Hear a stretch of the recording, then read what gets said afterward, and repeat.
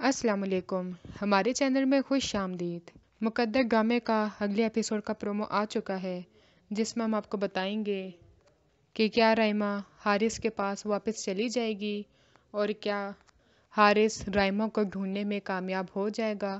اس کو جاننے کے لیے ہماری ویڈیو کو آخر تک ضرور دیکھیے گا۔ سیف الرحمن رائما کو اجازت دے دیتا ہے کہ تم اپنے ماموں کے گھر جا سکتی ہو، مگر ایک بات یاد رکھنا، تمہیں واپس یہیں پہ آنا ہوگا۔ رائما کے پاس بھی کوئی اور چارہ نہیں ہوتا، کیونکہ اگر وہ واپس نہیں آئے گی تو اس کے ماموں ممانی اور حارث سب کی جان خطرے میں پڑ جائے گی۔ تو وہ اپنے ماموں ممانی سے ملنے بھی تب جاتی ہے جب حارث گھر پہ نہیں ہوتا، کیونکہ اسے حارث کے غصے کا پتہ ہوتا ہے کہ اگر اس نے مجھے دیکھ لیا تو بہت بڑا ہنگامہ کھڑا ہو جائے گا اور سیف الرحمن اس کی جان لینے میں ذرا سی بھی دیر نہیں کرے گا۔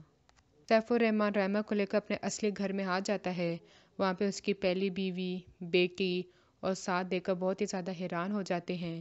سعد تو یہی سمجھتا ہے کہ رائما ایسی لڑکی نہیں ہے جو پیسے کے لیے کسی امیر زادے سے شادی کرے گی، یہ کچھ اور ہی مسئلہ ہے۔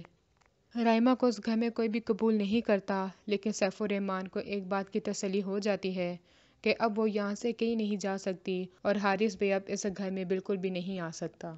تو اس کا مطلب یہ ہوا رائما اب میرے ساتھ ہی رہے گی۔ لیکن سیف الرحمن کو یہ بات سمجھ نہیں آ رہی ہوتی، جو اس نے کام کیا تھا وہی اس کی بیٹی کام کر رہی ہوتی ہے۔ سعد سے شادی نہیں کرنا چاہتی، بلکہ کسی اور سے اپنی پسند کی شادی کرنا چاہتی ہے، اور اس کے لیے وہ بھی کچھ بھی کر سکتی ہے۔ اگلی ویڈیو تک کے لیے اللہ حافظ۔